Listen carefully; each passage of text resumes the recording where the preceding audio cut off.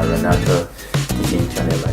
My name is Femi Fenojo, your host, and I'm really so glad that the Lord has granted you the grace and granted me the grace for you to have this daily reflection. It is a reflection, a daily reflection on the epistles, the letter that God sent through Paul to the church in Ephesus. And we've come to study this letter. We've come to reflect on this letter because we are hungry for God. Because we know that we are not where we should be. We know there's something more. We know that God is waiting for greater fruit, for greater glory. The Bible says that the world is waiting for the manifestation of the sons and the daughters of God. We are not frustrated, but we are hungry. We are not rebellious, but we are asking questions because we want the name of God to be glorified. We know that the Lord Jesus said He's coming back for a church, a glorious church, a church that is full of glory. And that is why we are reflecting on this letter, so that we can contract something of God. And one of the things we saw very powerfully yesterday, that is a matter of a dynamic relationship. Yes, we'll have teachings. Yes, we will have exposition.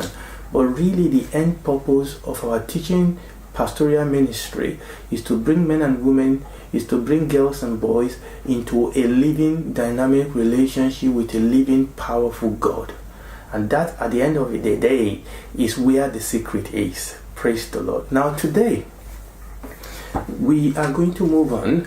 Now in reflecting on these epistles to the church at Ephesus, I realized that the first 3 verses of the first chapter of the book of Ephesians actually lay such a solid foundation upon which the rest of the book is built on. So I'm going to read the first few verses. Again, like I said, I'm reading them from various translations, and I'll be reading from the J.B. Phillips translation, and I have the King James here, and I also have the William Barclay's New Testament translation, and I have my favorite Bible translation, which is the New American Standard Bible. But let's read from J.B. Phillips. Paul, messenger of Christ Jesus by God's will, to all faithful Christians at Ephesus, grace and peace to you from God our Father and the Lord Jesus Christ.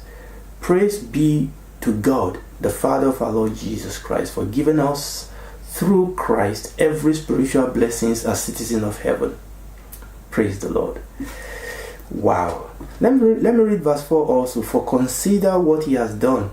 Before the foundation of the world, He chose us to be in Christ, His children, holy and blameless in His sight. Let me read that again, because I really believe that this is very, very important for us to get this, and then we will continue our reflection. Let me read from the William Barclay's translation, chapter 1. This is a letter from Paul, who became an apostle of Jesus Christ because God willed it. To God's consecrated people in Ephesus, the loyal Christian there, grace to you and every blessing from God our Father and from the Lord Jesus Christ. Praise to God and Father of our Lord Jesus Christ, for He in the heavenly places has blessed us with every spiritual blessing, because our life is bound up with the life of Christ. Verse 4. It was through this connection with Christ that before the creation of the world, God chose us to be His own consecrated people and to live life faultless in His sight. Praise the Lord. Now there is, as we reflect, I believe as we reflect upon these first 4 verses, I know I said first 3 verses, but as we reflect on these first 4 verses, I believe that it will move us into, the riches of the revelation that we see across this book. Praise the Lord. The first word here is Paul. That's the first word. Paul, an apostle. Paul, who became an apostle. Praise the Lord. Paul, who became an apostle. Paul started where everybody else started. Paul does not have any special dispensation. He was not an angel. Paul was religious. Paul was very, very religious. He was traditional. Paul was one of the people that was there. The Bible says that he was there when Stephen was being killed. Paul was so legalistic, he was so religious that the Bible says when you read the book of Acts, he was brimming with hatred for the church. He went from city to city, arresting men and committing them to jail. That was Paul. That was Saul. Yeah, obviously, you need to understand that Saul is Paul. Now, Saul was his Hebrew name. Paul was his Greek name. Paul actually had dual citizenship, which was quite possible in those days. Okay, all right, we won't go into that. But Saul, that was his Hebrew name. Saul. Let me first talk about Saul. Saul was a proud man. He had a proud heritage. He was a Pharisee.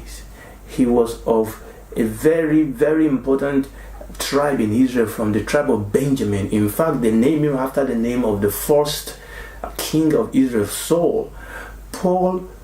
Saul was trained under the tutorship of Gamaliel, and he was the foremost teacher. That was Paul. And this where the Bible started, Paul. But something happened to him. Amen. He became a messenger. He became an apostle. Now, when you read through this book, Paul actually used two descriptions for himself. He called himself an apostle, which essentially means a messenger. So here, and this is very important, what we are reflecting here is not Paul's idea. And this is very important. This is not the thought of Paul. This is not Paul's idea. We are not interested in Paul's philosophy. We are not interested in Paul's explanation. No. Paul was simply a vessel that God anointed, that God chose. He became a messenger. What we're interested in is what he carried. Now, the messenger is important, obviously, because the messenger must not change the message. But the message is bigger than the messenger. And that is why Paul called himself a messenger. Now, let me tell you something about this.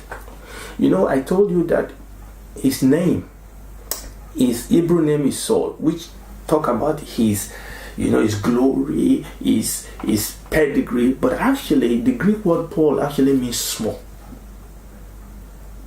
And you will see when you read the book of Acts that somewhere along the line, he stopped being referred to as Saul and started being referred to as Paul. Remember, he's always had both names.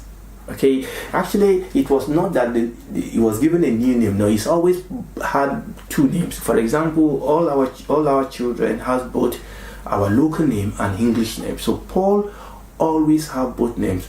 For example, one of our sons, we call him his local name, whereas our daughter, we call her by her English name. Okay, and it's the same thing. Paul always have those two names, but up to one point he was bearing this big name of Saul that talk about his flesh, all right, his glory. But from a point, he actually started being called Paul, which talks about his humility, because the word Paul means small. So Paul said, look, I'm a messenger. You understand? I am a messenger. I am a servant. I am a steward. I am a steward. I am not the originator. It is the message that is important. And that was the word that Paul used about himself. You know, oftentimes the question is, do we have this level of humility as pastors, as ministers, or even as members of the church? as I approach and reflect on the Word of God, am I humble? Have I humbled myself to receive from God? Am I approaching the Word of God knowing that if God doesn't reveal His Word to me, I can receive nothing? I can receive nothing unless God reveals Him to me. Paul said, I am a messenger. But he's not a messenger of men. He was not sent by a group of people. He was not sent by a denomination. He was not sent by a society. He was not sent by a body. He's not answerable to anybody else but to God. Yes, you can be answerable to some people in God. Ultimately, we are all answerable to God. Ultimately, we are accountable to God. So Paul said, I am a messenger of Christ Jesus. Now, I'm still wanting to pay attention to Paul. And the other phrase Paul used for himself is a prisoner. A prisoner. Now let me show you. If I read chapter 3 verse 1, he said, it is in this great cause that I, Paul, became a prisoner of Jesus Christ for you the Gentiles. Who is a prisoner? A prisoner is one that has lost his will, his freedom. Now, Paul obviously was not a robot, but this is something he willingly did. He has yielded himself completely. Not my will, but your will be done. He's a messenger that is not carrying his own message. He's a minister, he's a prisoner. In other words, he is in bond. He has committed himself to do the will of the Master fully. Okay? He said, in this great word, I, Paul, became a prisoner of Jesus Christ for you Gentiles. Now let me try and look into the Greek word that was used there. In that Ephesians chapter 3 verse 1. Chapter 3 verse 1. Prisoner. Let me read what the Hebrew word means. The Hebrew word is desmeos. Well, I'm not calling that properly, I know. It means to be in bonds, a captive. To be bound, a captive. You understand here that we're not talking here about evil captivity. No. In other words, Paul has been captivated. He has been overwhelmed. He has been taken over by Christ. He's become a prisoner. His word has become his command. Paul, a messenger. Paul, a prisoner. Now, there's a sense in which he is in an emotional and spiritual bond, captivity to the glory and the honor and the kingdom of God. But there's also a sense in which he was in a physical chain, and I'm going to come to that in a second. You see, if I don't have the heart of a messenger, the heart of a servant, if I don't have this heart of being a prisoner of Jesus Christ, then when the going gets tough, then when I am in the physical prison, when I'm facing physical challenges, then I will fall. The only way, and that's what I want to bring out today by the grace of God, the only way I can pass through situations to the glory of God, and I know there's this preaching in the church that tends to suggest that if you're a Christian, then somehow you will not pass through challenges, you will not suffer, or that if challenges come through, you just snap your finger and it will all be hunky-dory, That is not true. That is not in the scripture. Okay?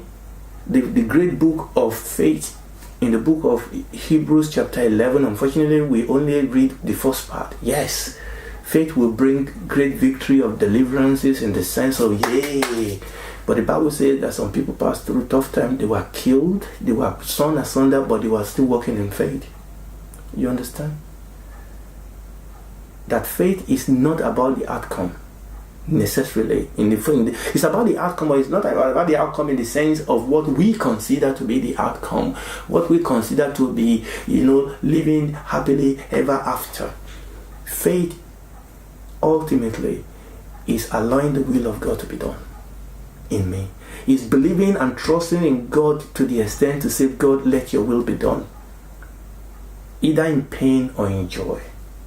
Let your will be done no matter how much it's going to cost me. Faith is not about God pandering to my comfort, pandering to my whinings. Faith is not about God being my genie in the bottle, God making me comfortable, God, buying me everything I want to buy, God giving me everything I want. That is not faith. Faith is God. Faith is God, obeying Him, seeking Him, wanting to please Him, being afraid that I will not please Him, being afraid that I will displease God, being ready to know His will, being willing, being anxious to know His will and to fulfill it. Praise the Lord. So Paul had the heart of a messenger, of a servant, and he was a prisoner. Now, of Christ, but he was also in physical prison. Now, what I ask myself is, how did Paul come to this place where he was a prisoner, a willing prisoner of Christ, a bond servant of Christ? How did he get to this place? Because he didn't start out here. He started out being proud. He started out being religious, being evil towards the church, persecuting the church. That is where it started out. How did this Saul become a Paul? Now, if we read Ephesians chapter 3, remember we are just reflecting. We are just reflecting on this book. We are reflecting so that God can do something in us. Ephesians chapter 3. I'll read it again, but read down a little bit. He said, "It is in this great cause, J.B. Phillips, that I, Paul, have become a prisoner of Jesus Christ for you Gentiles. For you must have heard how God gave me grace to become your minister." So Paul came to this point not in his own power. Paul came to this point of being a prisoner, for being a messenger, because God enabled him. There was a grace that came from God upon the life of Paul, and that grace is available to each and every one of us. That Christianity is not something out there. That Christianity is God doing something specific, applying something, doing something to me, doing something in me, changing, creating, moving, removing, establishing. God is doing something. There's a doing, there's a going on. Okay? Let me go on. He said, "You must have heard how God gave me grace to become your minister, and how He allowed me to understand His secret." Now listen to this. By giving me a direct revelation.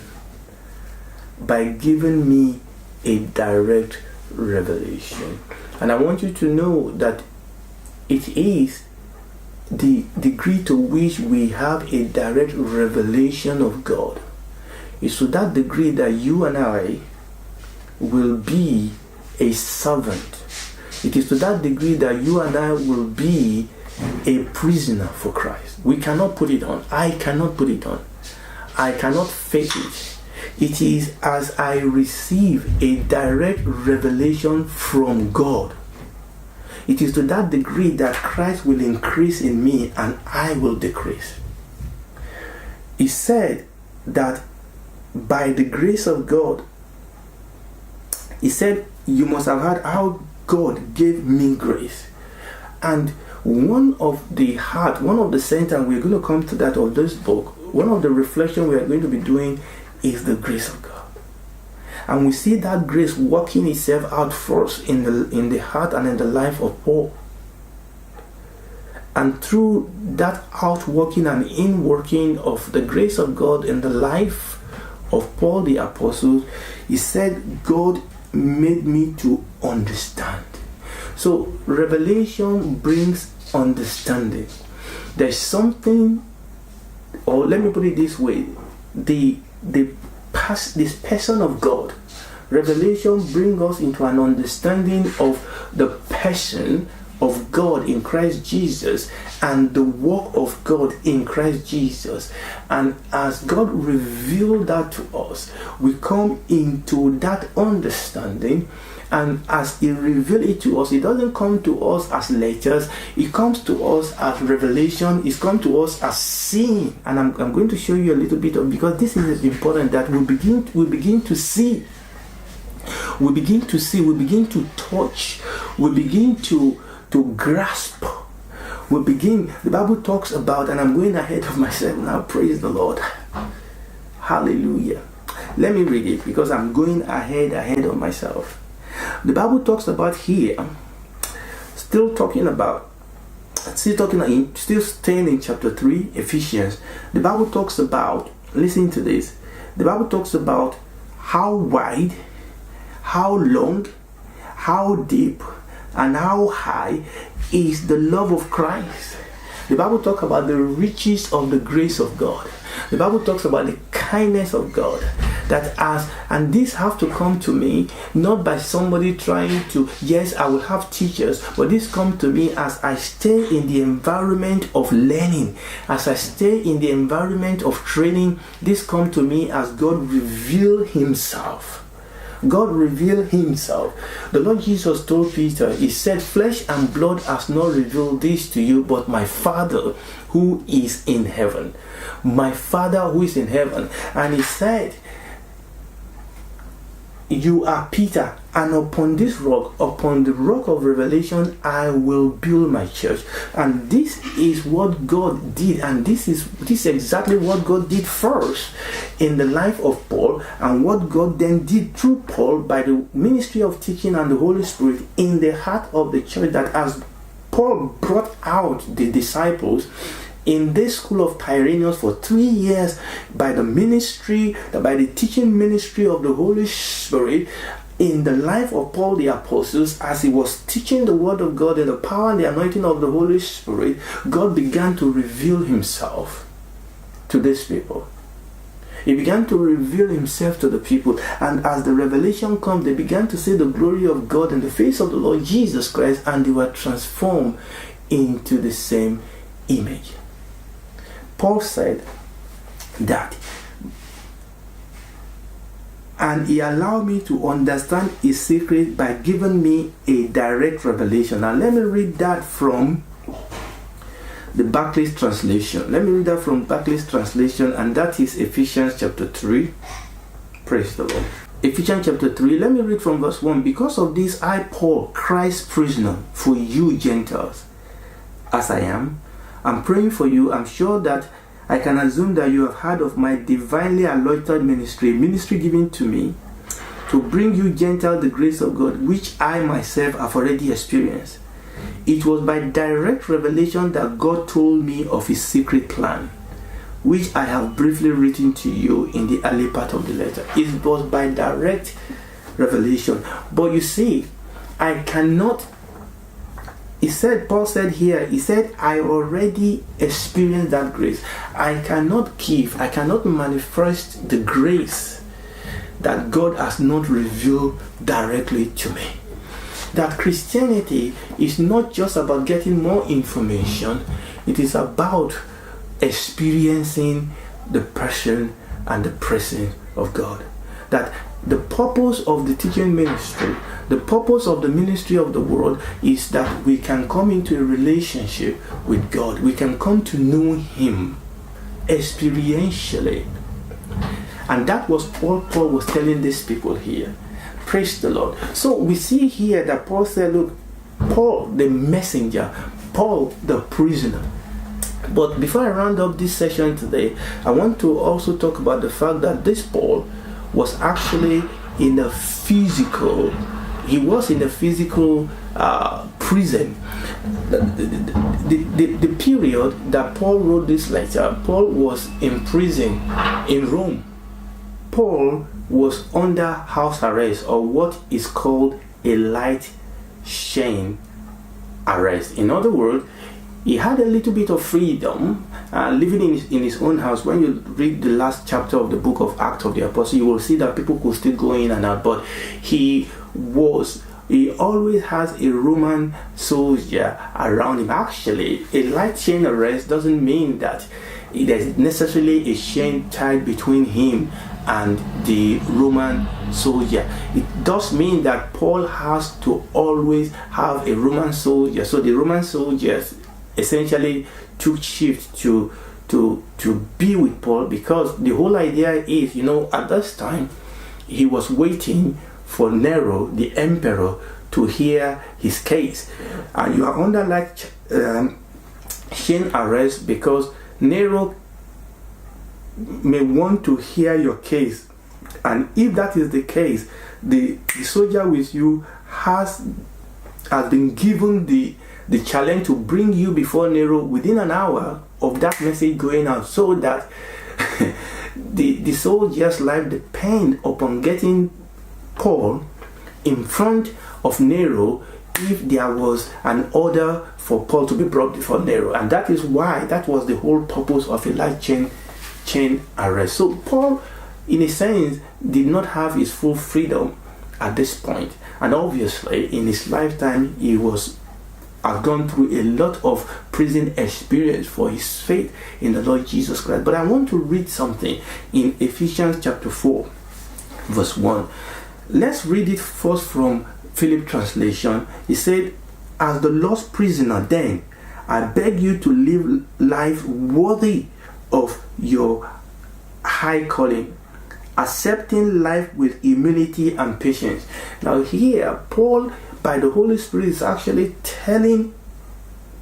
passing across to the church in Ephesus what the grace of God, remember what we've said, the grace of God that he is already working in. Now let me read this from the Barclays translation. It says, "Prisoner though I am, my life is still lived in the presence and the power of the Lord."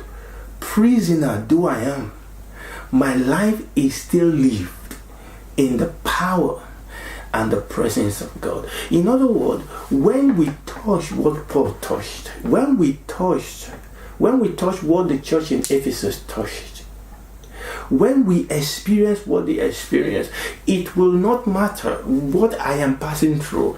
It will not matter what you are passing through, whether in plenty or hunger, whether in persecution or in peace. That does not matter, because no matter what we pass through, we can still live our life in the reality of the presence and the power of God. That the whole purpose of the ministry of the Holy Spirit through the various gifts that God has given to the church is so that we can daily work in the presence and the power of God. In other words, I have no excuse. I cannot say it was because of my situation, that is why I did this, or it was because of my situation, that's why. No. The Bible says that the power of God is made perfect in our weaknesses.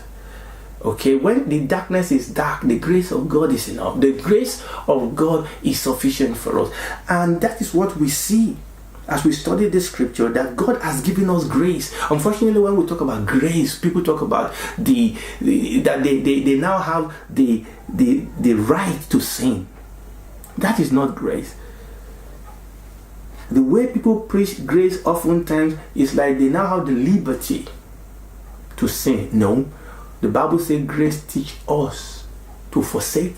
In fact, grace does the opposite. The grace of God brings the power of God, and we're going to see that as we reflect on this. But the grace of God convey to us God's provision, the provision of the presence and the provision of the power of God.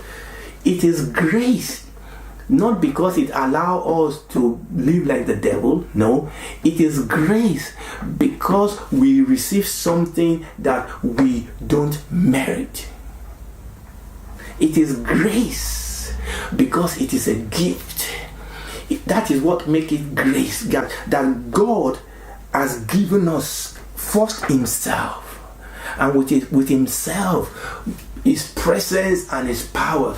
The grace of God is an equipping that allow us to live the life that God helped us to live. So we see here that Paul was saying that even though I'm a prisoner, you can put it in other way, even though I'm passing through the valley of shadow of death, my life is still lived. That the secret of still living life when the going get tough, the secret, you remember what we said about the church in Ephesus, even though they faced persecution, even though they live in an environment that was hostile, even though they endure hardship, they lived for God, at least up to a point. That the secret of that is that they live in the presence and the power of the Lord. It is no longer I that live, but Christ that lives in me. Praise the Lord. I think I'm going to stop there. We've barely talked about Paul the messenger, Paul the prisoner. And we're taking reflection from this, that we ourselves have to work in that same mind, in that same desire, in that same attitude of Paul, but that we cannot put it on. It is something that will have to come to us as we submit ourselves to the ministry of the Holy Spirit in teaching, in prayer, and fellowship. That as we do that, that will give the Lord an opportunity for Him to reveal Himself to us, direct revelation of Himself. And this is why, in fact, I should mention this before I go. This is why when you read this book, when you reflect on this book, Paul is always praying. Praise the Lord. He's always praying. Let's read that. I was going to close there, but let's read this. This is why Paul said all this, and he prayed. And what is he praying about? Let me read Ephesians chapter 1, verses 15. He said, "This is why, since I heard of this your faith, of this faith of yours in the Lord Jesus, and the love which you bear towards fellow Christians, I thank God continually for you." And you will have thought you yourself, they said, no, but I never give up praying for you. And this is my prayer, that the God of our Lord Jesus Christ, the all-glorious Father, will give you spiritual wisdom and insight to know more of Him. Spiritual wisdom and insight to know more of Him. And this is the point, that God, we have to desire not just explanation, but a knowing. A knowing, and he went on to actually list what we need to know. He said, to know more of Him, that you may receive what? Inner illumination of the Spirit. That as we are listening to teaching, as we are reading, we need illumination. It is the process whereby the Holy Spirit shine the light into my heart and deposit in my heart the revelation of God, and deposit in my heart the essence of God, and deposit in my heart the grace of God, the presence of God, the power of God. That is one of the secret, inner illumination. And he said, which will make you realize, which will make you know. I cannot know if God does not shine His light. And he said, to realize how great is the hope. He talked about the magnificent splendor of His inheritance. He talked about the tremendous power that is available to us, the divine energy that is available to us. And we are going to see all these things as we move on. But what I'm saying here is the important need of God by the Holy Spirit to illuminate my heart, to directly illuminate my heart, so that it can deposit the revelation, the truth of God in my heart, because it is that truth that will deliver. It is that truth that will set me free. It is that truth that will correct me. It is that truth that will instruct me. It is that truth that will equip me. It is that truth that will glorify me. It is that truth. Praise the Lord. And you can see, you can go to chapter 3 that I read over there, and Paul prayed again. He prayed and prayed and prayed. Let me go there. And verse 14, he said, as I think of this great plan, I fall on my knee before the Father, from whom all fatherhood, earthly and heavenly, derive his name, and I pray that out of the glorious riches of his resources, he will enable you to know. We need, listen to me, the world by wisdom does not know God. I cannot touch this by my human wisdom. Yes, I can interact with the diction and the grammar with my understanding and say that is past tense, present tense, and I can do that. But what we are talking about here, the substance we are talking about here, takes God revealing the truth to my heart. He said, he will enable me to know. We need to understand that we need a divine enablement to know. He will enable you to know the strength of the Spirit, inner reinforcement, and it went on and on and on. And it is all about to know. This is an experiential knowledge. And that, for me, as I reflect on this book, that for me is one of the the secret of the glorious revelation that we see in the life of Paul first and in the life of the church at Ephesus, that as Paul started teaching these people, he was not just teaching them, philosophical principle. He was not teaching them human, knowledge. He was not teaching them like the philosophers will, or even the scribe of the Jews. No, it was as his teaching was creating a forum as people attend to the word. The Holy Spirit illuminate their heart and reveal God and reveal Jesus to them. And we're going to see that as we move on, God helping us. Praise the Lord. I think we're going to stop there for today. I hope and I believe that this has been a blessing to you. Please go back and study this thing yourself. It's just a reflection. This is my reflection as I reflect on this great and wonderful truth of this letter that was written to the church in Ephesus. You see, we are not interacting with this book as just a diction or a letter that full of words that are we're digging deep and allowing God to speak to us. To ultimately, it is God revealing himself to our heart. God bless you so much, and I hope and I pray that you'll be able to join me tomorrow. God bless you. Bye.